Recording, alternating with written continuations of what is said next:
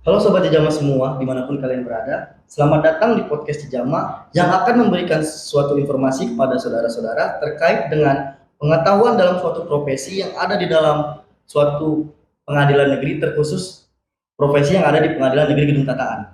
Terkhusus untuk kali ini kita akan membahas tentang profesi hakim. Perkenalkan, saya sebagai host Muhammad Gesekal dan ditemani oleh rekan saya Muhammad Bagus Suhadana. Untuk membahas itu semua, kita telah kedatangan kedua orang tamu, yaitu Bapak Dewa Gede Giri Santosa, SHMH, selaku Hakim Pengadilan Negeri Gedung Tataan, dan Ibu Profita Justisia, SH, selaku Hakim Pengadilan Negeri Gedung Tataan. Boleh kita beri tepuk tangannya? Sebelumnya, Bapak, Ibu, salam Jejama. Salam Jejama. Salam integritas. Salam integritas. Bagaimana kabar Bapak, Ibu? Baik? Baik, sehat selalu. Kalau lu gimana Gus? Kayaknya kelihatannya lesu banget. Iya, gimana nih? Bagus. Iya, kalau saya sendiri kan emang hari ini lesu ya karena cuaca juga ya Pak. Mana tadi juga mau mau nyari tripod ceritanya, cuma motor tiba-tiba mogok, jadi dia ngedorong, dia kayak gitu. Saking santainya jadi curhat. Iya. Bagus Bawa. banget. Tapi karena sore hari ini kita ada materi penting nih ceritanya, mana ditemenin juga oleh kedua hakim kita yang kece-kece ini, jadi otomatis hari ini saya jadi semangat lagi. Sebelum kita masuk ke segmen utama, saya lihat cuaca saat ini emang nggak baik-baik aja Pak. Apalagi kemarin ketiga teman kami nggak masuk karena sakit. Ya. Nah, dari Bapak dan Ibu sendiri ada tips and trick nggak untuk jaga kesehatan di kala musim hujan ini? Iya, kalau dari saya sendiri jujur kalau tips and trik jaga kesehatan ya, biasanya saya dapat dari Bu Profita. Silakan Bu Profita ada tips dan trik kesehatan. Bikin diri happy, happy, harus happy. Terus makan yang teratur, minum vitamin jangan lupa. Kalau anak-anak kosan biasanya ini ya, jangan kebanyakan makan Indomie, makan minum minuman kemasan gitu lah. Dan makannya harus teratur, walaupun akhir bulan mencekik tapi harus teratur. Itu kayaknya saya banget Bu. Oh iya. Kalau saya alhamdulillah ada juga. Kasih dias dong. Sama dia. Kalau akhir bulan dia diajak ke rumah. Makan di rumah. Biasanya nggak mau saya ajak ke rumah Bu, pasti Bu ceritanya. Nah Pak Bu kan pasti sibuk banget untuk keseharian menjadi seorang hakim. Itu kesehariannya ngapain aja sih Bapak Ibu? Oke, untuk keseharian sama seperti profesi pada umumnya, tentu kita dari hari Senin ya, Senin sampai Jumat kita bekerja ke kantor ke Pengadilan Negeri Gedung Tataan dari jam 8 sampai jam 16.30. Nah, ini benar-benar cerita nih dari awal sampai akhir. Kalau tugas pokoknya sendiri kami selaku hakim sesuai juga dengan tugas pokok dari organisasi, yaitu adalah menerima, memeriksa dan juga mengadili perkara, baik perkara pidana maupun perdata. Jadi keseharian kami selaku hakim memang mostly kebanyakan itu berkutat dengan agenda persidangan. Gitu. Walaupun di samping itu kita juga ada pekerjaan kami berkaitan dengan administrasi perkara. Misalnya pemeriksaan berita acara sidang. Kemudian ketika kantor juga ada program akreditasi ataupun pembangunan zona integritas, kami juga selaku hakim dilibatkan juga gitu. Jadi selain tugas utama kami yaitu berfokus kepada penanganan perkara di tingkat persidangan tingkat pertama, kami juga ada kegiatan atau tas tambahan lainnya berkaitan dengan administrasi perkara. Itu mungkin dari saya, Bu Profita mungkin ada yang mau ditambahkan. Kurang lebihnya seperti sama seperti Pak Dewa ya, karena hakim juga pada pokoknya dalam kita bersidang, kita juga punya tugas tambahan. Selain itu ya membangun relasi dengan instansi-instansi lainnya. Kita juga sering menggantikan Bu Ketua atau menemani Bu Ketua untuk mendatangi beberapa agenda di luar. Tadi kan berkaitan kesehatan ya, agenda tambahan kita juga ada olahraga rutin. Oh iya benar, olahraga rutin, family gathering, ya kan? Berkaitan sama kesehatan juga. Kan sering join juga. Iya, benar. Dari Unila ya kan? Berapa kali join olahraga? Dua kali. Baru 2 kali? Iya, minggu kemarin sama hari ini. Mungkin minggu kemarin nggak ikut, makanya ada yang sakit kemarin. Coba yang Iya. Sering olahraga biar sehat. Betul. Wah banyak juga ya Pak ya, berarti ya kesibukan sebagai seorang hakim ya. Berarti happy. Oh happy Pak ya. Harus happy. Kata Bu kita tadi kan harus. Kalau nggak happy kan kita gampang sakit. Mengingat banyak pekerjaan harus dilakukan. Benar sekali tuh Bu ya. Oh ya. Tapi Pak Bu kan setahu saya Bu ya, kayak dalam menjadi seorang hakim itu kan nggak mudah ya Bu ya Pak ya. Nah, itu oleh karenanya ada nggak sih Pak Bu sebagai seorang hakim cara-caranya untuk menjadi seorang hakim itu Pak. Jadi kan banyak mungkin teman-teman kita di luar sana yang ingin menjadi seorang hakim tapi nggak tahu cara-caranya. Iya. Boleh diberikan cara-caranya Pak? Iya. Tip ya cara Pak. Oke, dari Bu Pinta dulu. Oke, mungkin pertama nunggu Mahkamah Agungnya bukaan dulu. Oh, iya. Buka pengumuman dulu, kalau nggak buka nggak bisa dong masuk jadi hakim. betul. Pertama nunggu pengumuman dulu. Nah, tapi saya kurang tahu ya kapan kira-kira Pak Dewa ya, belum ada info. Mungkin lagi tahun ya. depan mudah-mudahan ya. Mudah-mudahan ada ya. Saya teman-teman besok kalau mau join boleh cari-cari informasinya di websitenya Mahkamah Agung, pasti ada. Pertama buka pengumuman dulu ya, terus kita daftar. Kemudian bisa nanti kalau waktu kami kemarin itu kami melewati pertama itu screening dulu ya, screening administrasi, mengirim ijazah lah, kemudian kita ngirim CV nggak ya Pak Dewa ya? CV Enggak sepertinya ya. enggak ya. Enggak, ijazah, transkrip nilai, surat keterangan sakit. Setelah itu nanti screening di Mahkamah Agung, dilihat secara administrasi kita lolos atau enggak seleksi administrasinya. Setelah itu nanti kita ada CAT. CAT, ada TIU, TWK, TKP. Nah, setelah itu kalau kemarin itu kita ada 2 jalur ya. Kayaknya yang terakhir juga ada 2 jalur, kumlot dan juga yang umum. Kalau misalnya kumlot itu dia seleksinya itu nasional. Di ranking nasional. Kalau Pak Dewa kumlot atau umum? Saya kumlot. Nah, jalur kumlot. Saya juga main jalur kumlot. Itu kita seleksinya nasional, jadi di ranking nasional gitu. Tapi kalau misalnya umum itu, kalau misalnya kumlot itu kita nggak harus melewati standarnya. Kalau nggak salah yang umum itu TIU, TWK sama TKP-nya itu ada standar yang harus dilewati, ada batas minimalnya. Kalau misalnya mereka nggak melewati tidak mencapai batas minimal tuh mereka nggak bisa langsung lolos. Jadi mereka tuh kayak 2 tahap gitu loh. Jadi harus melewati batas minimal, habis itu di ranking. Tapi kalau yang kumlot itu nggak harus melewati batas minimal, tapi langsung di ranking nasional. Kalau rankingnya masih masuk, ya masuk. Kalau enggak, ya enggak. Itu pertama CAT. Nah, setelah kita lolos dari CAT-nya, baru nanti SKB, tes kemampuan bidang. Itu kemarin kami tes hukum ya, tes kemampuan materi hukum kita, tapi juga computer based test. Jadi pakai tes di komputer gitu. Nanti setahu saya juga di ranking sih, kayak nilainya berapa gitu, ada berapa kayaknya kemarin tertinggi 400-an. 300-an saya lupa juga. Setelah itu ada FGD. FGD-nya itu bareng sama kayak psikotes gitu loh. Ya, FGD bareng psikotes. Jadi psikotes itu nggak cuman red clean, kalau pernah dengar red clean, psikotes umum lah. Ada FGD juga, sama terakhir tuh ada wawancara. Nah, kemarin wawancara itu kita sama 1 orang hakim tinggi dan 1 orang akademisi. Setelah itu udah, kalau misalnya lolos. Itu sih kurang lebih tesnya, mungkin pada dasarnya. Iya, kurang lebih sama. Jadi intinya ada tes pemenuhan berkas secara administrasi dulu, kemudian komputer based test tadi CAT itu dari pertama kemampuan dasar tadi juga Prof kita sampaikan, kemudian kemampuan bidang, kemudian psikotes dan juga wawancara. Intinya seperti itu. Itu prosesnya. Tadi pertanyaan proses ya? Iya, Pak. Betul. Kurang lebih seperti itu. Tapi untuk kota sendiri apa dibedakan Pak antara jalur yang kumlot dan jalur umum, apa disatukan? Ya, dibedakan. Beda. Jelas. Kumlot lebih sedikit kuotanya. Lebih sedikit. Kalau nggak salah dulu kami 100 apa ya? Ya, 100. 100, sementara yang umum itu 1000. Ya, kurang lebih 10%-nya lah. Kurang lebih 10% dari yang Ternyata sulit Sulit juga ya. Panjang juga tahapannya. Banget. Cuma ya kalau orang belajar sih masih bisa. Pasti bisa. Pasti bisa. Kalau udah mimpi pasti bisa. Boleh didengerin saudara Didi yang ada di belakang. Ini langsung di capture kamera. Iya. Kita. Ini yang bagian ininya enggak di Soundman. Soundman asisten kita ini mau jadi ini Pak, pengacara. Oh, Beneran banyak acara. Oke, jangan dong. Masa di pengangguran banyak acara. pengacara yang sesungguhnya. Iya Pak. Harus Jadi corporate law firm di Jakarta biar corporate keren. lawyer. Corporate lawyer ya salah. Corporate law firm itu Boleh Terus tadi kan tentang tahapan Pak untuk masuk menjadi seorang hakim. Nah, untuk persiapannya ada nggak sih Bu, Pak, kiat-kiatnya apa aja yang harus dipersiapin sebelum mendaftar? kesehatan. Kesehatan. Itu paling utama.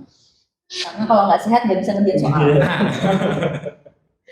Terus belajar sih. Karena waktu itu tuh tesnya tuh kayak pertanyaannya, kalau saya kan kita pertanyaan beda-beda ya. Saya nggak tahu kalau pertanyaan Kak Dewa apa. Kalau saya tuh kemarin dasar banget dan banyak banget pasal-pasal gitu. Pasal di KUHP dan KUHP tuh banyak yang keluar. Jadi kayak benar-benar harus mempersiapkannya tuh jangan setengah-setengah, harus maksimal yang bisa. Belajar sih Bang. Iya. Sama sehat.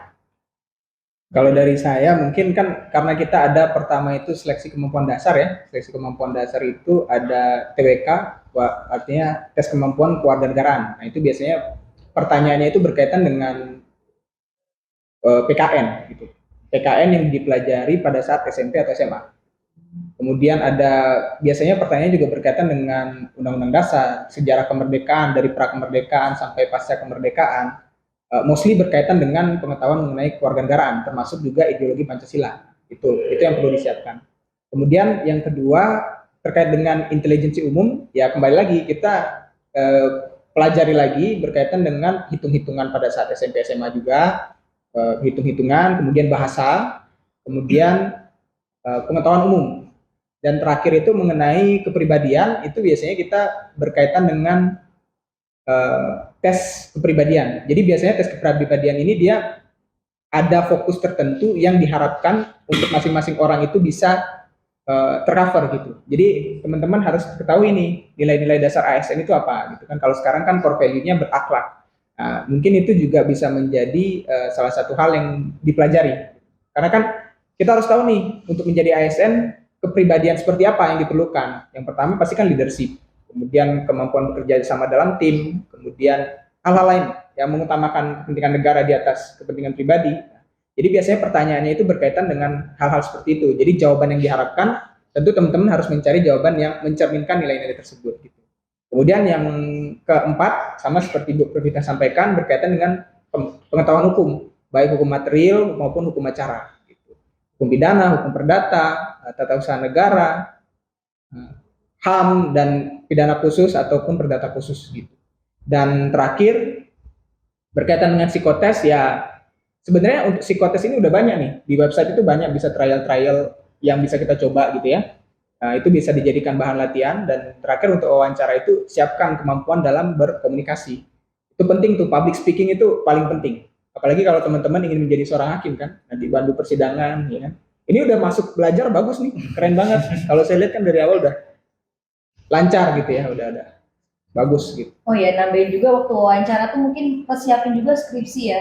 Karena kadang-kadang kita, betul. karena pasti ditanya soal skripsinya Pasti. apa. Ya. Nah, jangan sampai tuh pas kita wawancara, skripsiku apa ya, apa ya. Itu kan kita kayak, jadi skripsinya kayak gitu kan. Jadi harus, jangan sampai, pokoknya apa yang kita didapat di kampus tuh harus diingat lah. Ya. Dipelajari lagi. Bagus. Jadi kita harus mempersiapkan dari jauh-jauh hari, Gus. Iya. Tapi kalau saya kan suka pelupa ya. Susah juga kalau dilihat. Wajar itu, wajar. Manusia. Berarti Bapak Ibu kan sudah terhitung lama ya Pak ya jadi seorang hakim ya Pak ya? 2,5 tahun. Belum lama. Belum. Kita masih seumuran sebenarnya. Oh iya benar 18 tahun ya Pak ya? Iya 18 tahun. Nah mungkin banyak perkara-perkara yang udah pernah Bapak Ibu pegang kan. Nah itu ada nggak sih Pak Bu dari semua itu yang jadinya Bapak Ibu itu kayak ada suka dukanya gitu menjadi seorang hakim kan? Pasti kan yang pertama pasti saya tahu kan penempatannya jauh ya Pak ya. Iya benar. Pak Dewa kan setahu saya dari Bali Pak. Dari Bali. Kalau Bu Profita Dari Jogja. oh dari Jogja bisa ditempatin di Bandar Lampung karena Iya. ketemu almet hijau kita ya kan. Iya kan enggak? Ada nggak sih Pak? Suka duka. Suka dukanya. Ya pasti ada. Sukanya ya kan kita bertualang ya. Masih muda ya kan. Nah memang kalau kita berangkat dari suka ke daerah lain kita berkenalan nih dengan banyak ciri khas-ciri khas di daerah tersebut. Misalnya kayak Lampung ya, kita bisa coba makanan khasnya, kemudian bertemu dengan orang-orang di Lampung. Kalau saya bilang Lampung ini malah mininya Indonesia. Banyak orang Jawa, banyak orang Sumatera, macam-macam gitu. Bahkan orang Bali juga banyak di sini. Jadi saya mau ibadah juga nggak susah gitu. Nah, itu sukanya ya. Jadi dan juga setiap daerah itu kan pasti punya karakteristik perkara yang berbeda-beda ya. Jadi banyak belajar juga gitu. Toh pun bicara masalah penempatannya memang bersedia di mana aja, tapi perlu dicatat bahwa selama kita bisa memberikan yang terbaik pada saat tes, kemudian pada saat bekerja, selama prestasinya baik, saya yakin juga Mahkamah Agung akan selalu memperhatikan mengenai penempatan. Sebagai contohnya Bapak Dewa. Sebagai contohnya Bu Profita. Ya kalau saya rasa kan kayak Lampung ini nggak sulit juga kalau saya mau ke Bali gitu, penerbangan kapan aja ada gitu kan, dan nggak makan waktu lama untuk ke Bali gitu. Dan salah satu penempatnya menurut saya bersyukur banget gitu dapat di sini. Itu sukanya. Kalau dukanya ya bersedia ditempatkan di mana saja. Coba dari Ya, karena kita harus siap-siap ya. berjarak lah dengan keluarga. Kalau ada hubungan suami istri LDR kayak Iya begini betul, LDR. gitu. Udah sebuah kepastian. Gimana kalau kita? Kalau saya mungkin menambahkan sukanya lagi itu karena kan kita tuh pindah-pindah ya. Kita tuh banyak teman, mengenal banyak orang, banyak karakter orang. Jadi kita kayak menambah apa ya? Menambah pengalaman untuk kita itu paling utama karena pengalaman tuh nggak bisa dibeli. Paling utama itu pengalaman yang pasti kita dapat. Dukanya sama sih jauh dari keluarga. Itu yang paling memberatkan tuh sebenarnya itu jauh dari keluarga karena apalagi kalau misalnya kita di tempat itu kita tuh nggak punya saudara lain gitu loh kayak cuma kita sendiri. Nah itu yang menurut saya paling berat sih, cuman tapi pasti bisa. Saya bisa, pasti teman-teman juga pasti bisa. Pak Dewa bisa, semua pasti bisa. Semua pasti bisa. Berarti experience-nya Ibu ya, experience Iya. the best Iya, teacher. Pengalaman tuh nggak akan bisa dibeli, jadi harus sebaik-baiknya lah. Jadi ya ingat ya. Jadi ingat kalau jadi hakim siap ditempatin di mana saja. Jadi utamanya di situ. Lanjut, untuk selanjutnya Bu, kan kita sebagai mahasiswa hukum di hukum tuh ada berbagai jurusan. Kalau di Unila sendiri ada 5 Pak, ada pidana, perdata, hukum internasional, hukum administrasi negara, sama hukum tata negara. Itu untuk menjadi seorang hakim apakah harus dari jurusan tertentu, apa tersegmentasi gitu, pidana aja, apa perdata aja yang bisa? Itu gimana Pak? Ibu? Enggak sih, tapi paling kalau misalnya pengen jadi hakim di pengadilan agama, maksud saya berarti kan dari fakultas kebanyakan harus menguasai ini ya hukum Islam ya tentang syariah ya, karena kalau misalnya di pengadilan negeri nggak ada nih tentang syariah. Gitu kan. Atau kalau misalnya dulu waktu kalau misalnya pengen masuk ke pengadilan tata usaha negara, fokusnya ke hukum tata usaha negara. Tapi kalau misalnya pengadilan negeri ya pidana sama perdata sih. Ya Pak Dewa? Iya betul. Jadi intinya syaratnya hanyalah sarjana hukum. Jadi apapun itu jurusannya semuanya bisa mendaftar. Tapi memang fokusnya nanti seperti Bu kita sampaikan, kalau pengadilan negeri ya fokusnya di pidana dan perdata. Kalau TUN ya tata usaha negara, militer dan kalau misalkan ada pengadilan khusus seperti hubungan industrial dan lain sebagainya itu memang nanti ada fokusnya sendiri gitu. Tapi kita sebagai hakim ini biasanya ada sertifikasi juga gitu. Jadi untuk menangani suatu perkara tertentu misalnya anak gitu ya, itu juga ada sertifikasinya. Itu melalui pelatihan dan pelatihan gitu ya. Melalui pelatihan dan nanti kita dilatih bagaimana cara menangani perkara pidana anak dan juga nanti ada sertifikasinya gitu. Jadi kalau untuk sarjana hukum jurusan apa tidak ada batasan. Intinya sarjana hukum bisa daftar. Jadi tidak terbatas sama jurusan apa ya? Iya, tidak terbatas sama jurusan. Makin banyak saingannya. Makin banyak saingannya. Tapi penerimaannya banyak juga. Banyak juga. Iya, jadi bisa lah kalau menurut saya. Didi dengerin Didi ya.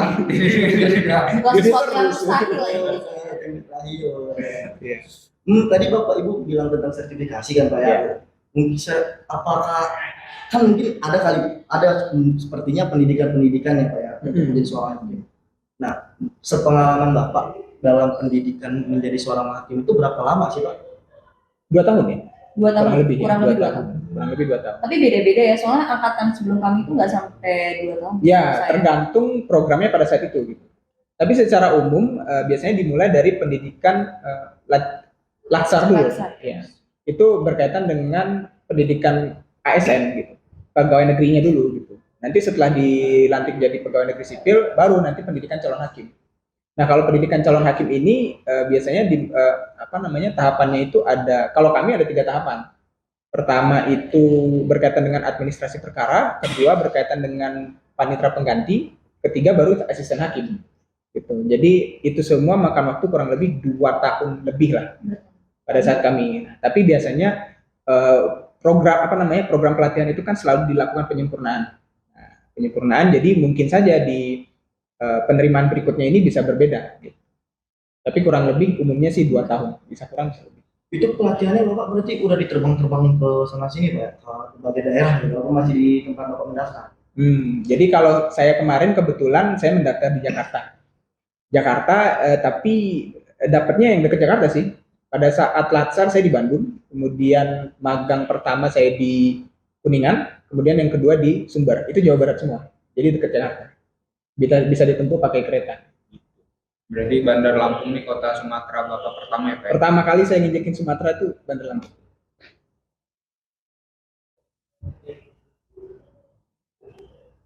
Terus Pak, Ibu selama berkarir menjadi hakim ada nggak sih yang kasus perkara yang berkesan? Pasti ada.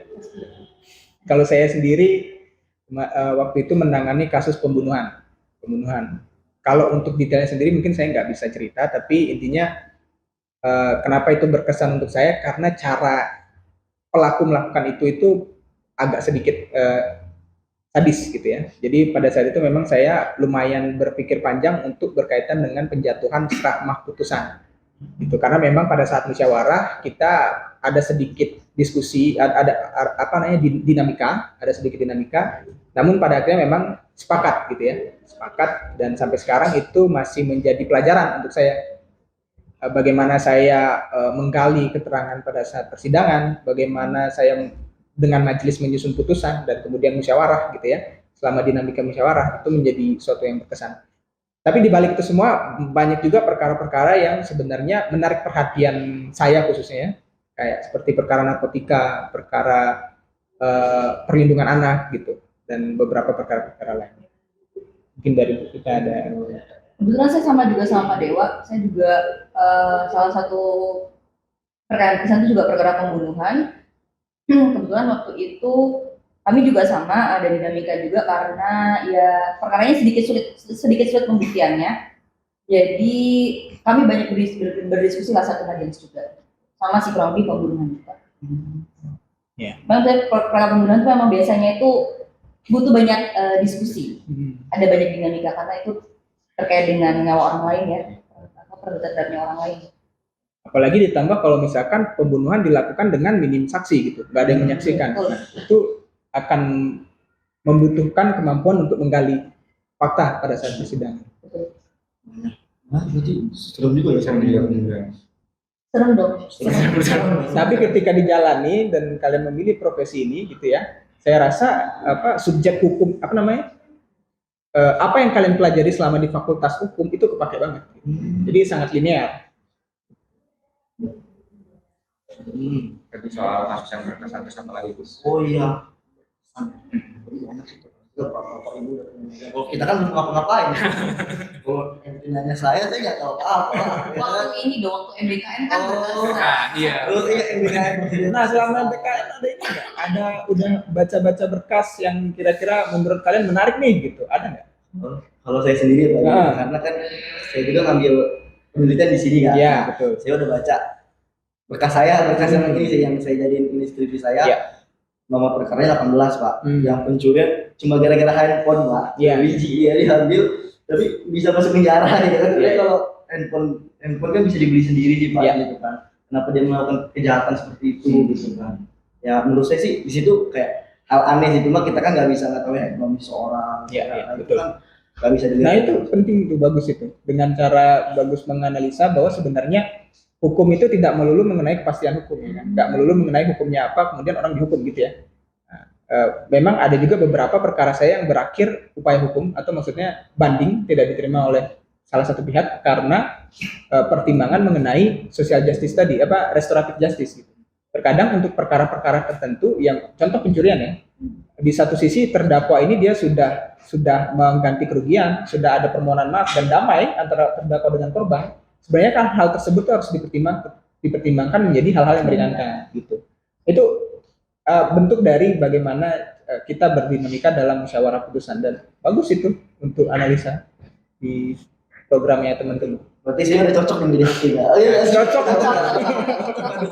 Semua teman-teman cocok jadi hakim. Iya. Ya semangatnya. Betul. Udah pas. Jadi artis Korea lebih cocok ya. Dari tadi kan gini rambut terus ya.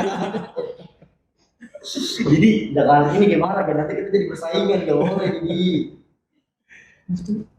Oke. Oke sebentar. Ini Pak Bu, mungkin kalau kita ngobrol-ngobrol ini kan asik banget nih Pak Bu ya, ngobrol tentang seputar hakim gitu. Saya rasa juga mungkin kita mau nanyain satu, ini sih kayak pertanyaan yang benar-benar kayak bisa ngebuat mahasiswa-mahasiswa yang ingin masuki ranah dunia hukum terkhusus seorang hakim gitu Bu ya, memiliki semangat terpacu gitu kan ya. Wah ini benar-benar cita-cita saya gitu ke depannya. Ada nggak sih Pak Bu kayak pesan-pesan atau motivasi yang bisa Bapak Ibu berikan kepada rekan-rekan semua yang yang insya Allah menonton podcast Jama ini agar selalu termotivasi ke depannya. Jadi cita-cita itu nggak putus di tengah jalan gitu Pak. Nah, melihat kan kita lihat sendiri begitu buka CPNS misal, begitu lihatnya pendaftarnya 1.000 orang, 20.000 orang gitu kan, itu langsung down gitu kan Pak Bu ya, kayak langsung wah gitu, saingannya udah banyak gitu. Apa nggak jadi hakim ya? Apa saya jadi jaksa aja ya? Apa saya ngambil ombudsman gitu? Saya kan kayak ngebuat mental kita drop gitu Pak Bu. Nah, mohon diinikan motivasinya supaya teman-teman semua tetap semangat ya. Kami kalau motivasi itu paling jago Bu Profita. Oh. Motivasi biasanya ke Bu Profita. Ya Allah.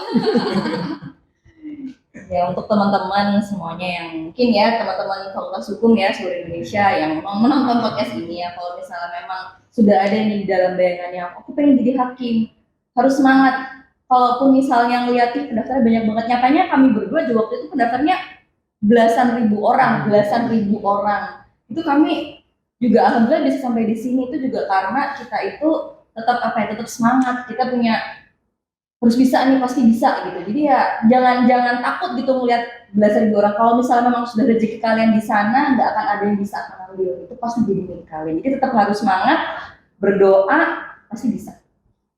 Betul. Kalau Pak Dewa? Nah, kalau saran saya minta restu orang tua. Itu paling penting ya. Jadi minta doa ibu. Saya juga ngerasa bahwa sebenarnya apapun profesinya, saya rasa banyak juga profesi-profesi yang sebenarnya sangat menurut saya itu perlu effort yang lebih untuk bisa menjadi profesi tersebut gitu ya. Tapi saya rasa bahwa doa orang tua itu hal yang penting ya. Ini jadi serius nih. Tapi mintalah doa orang tua itu hal yang penting, karena saya yakin juga teman-teman udah jadi mahasiswa ini juga berkat orang tua teman-teman, membiayai, memberikan semangat gitu ya.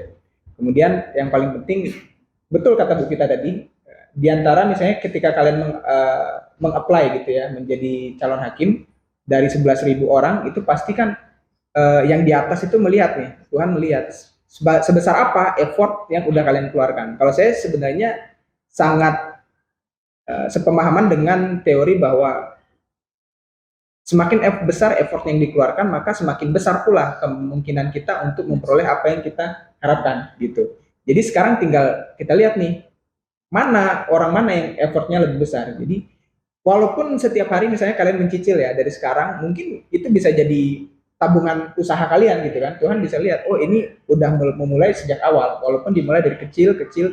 Itu kalau mau saya saranin buku Atomic Habit bagus.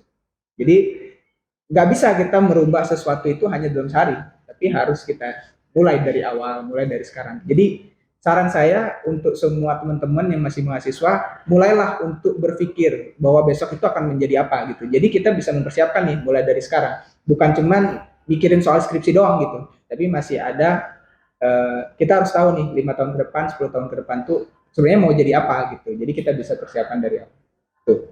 Dan kekuatan doa, itu aja sih, doa, effort ya kan kita ya.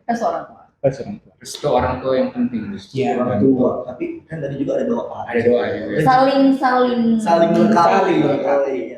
Ya. Nggak bisa cuma salah satu, Benar. harus semuanya bersama. Semuanya tuh ya. Teman-teman semua denger tuh ya. Dari tadi teman-teman semua denger tuh ya. Karena beliau berdua ini udah pernah merasakan. Kok nggak diri sendiri? Oh, diri sendiri. Saya denger ya. Maksud Pak Dewa tuh gitu, diri sendiri. Diri sendiri. Waduh, asik juga ya. Saya Asik pengen juga tahu sih. ini ya. Tapi sepertinya waktu kita Terbatas. Soalnya kita akan melakukan apel Apel. sore. Benar sekali itu. Ini nilai disiplinnya saya kasih besar lah. Saya juga nih Pak. Hah? Saya Iya. Oh, saya juga. Ya. Betul. Jadi kalau ditunjukin mungkin nggak bakal habis sih Pak. Karena Betul. kan banyak banget nih yang bakal jadi pertanyaan kita. Itu kan cuma berhubung waktu juga gitu kan, dan kita benar kata saudara teman saya tadi, teman saya itu mau ada apel sore. Jadi kami ucapkan terima Terima kasih kasih kepada kepada semua dan teman-teman. guru Terima kasih kita. juga. Jangan kapok-kapok Bapak Ibu. Terima kasih banyak. Ya. Kita mohon maaf kalau ada kesalahan. Ya kami juga Sama-sama, mohon maaf kalau misalnya ada salah-salah kata. kalau ada ucapan yang keliru. Ya. Mungkin kita bakal ketemu di next season kali ya. Next season ya kan. Siapa tahu kan next season kan ketemu dengan profesi lain ya. Iya. Kan banyak di